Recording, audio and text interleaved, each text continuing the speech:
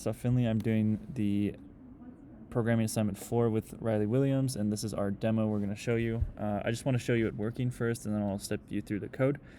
Sweet, so I've got all 5 different terminals set up in front of me right now. You have the host in the top left, and then you have all the other ones.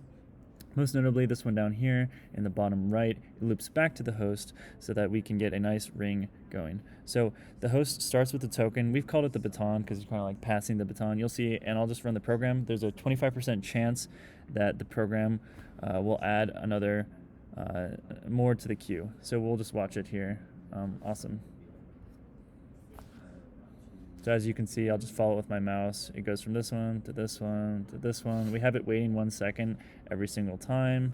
Just do a nice little timer.sleep. As you can see, these two both had 25% chance successes, and that led to adding something to the queue when it was empty. And this happens whenever you send a packet. There's a 25% chance you add something to your queue. You add another piece of info to your queue.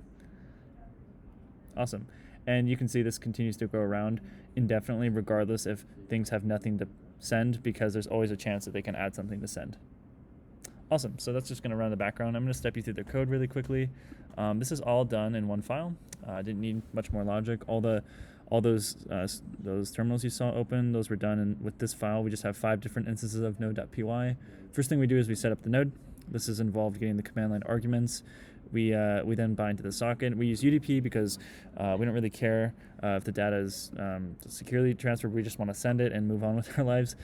We set up our queue, and then we basically have, okay, if you're the head node, do this, which basically means wait for an input. That's what this input is.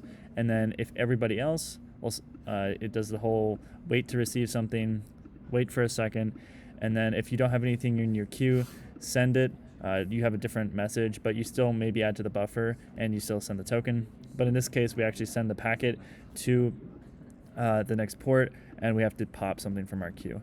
So yeah, we've got some helper functions down here, and of course we call main. So that's the program. As you can see, this is continuing to run. And yeah, thank you for the great semester. And this is Riley and my final project submission. Have a good day.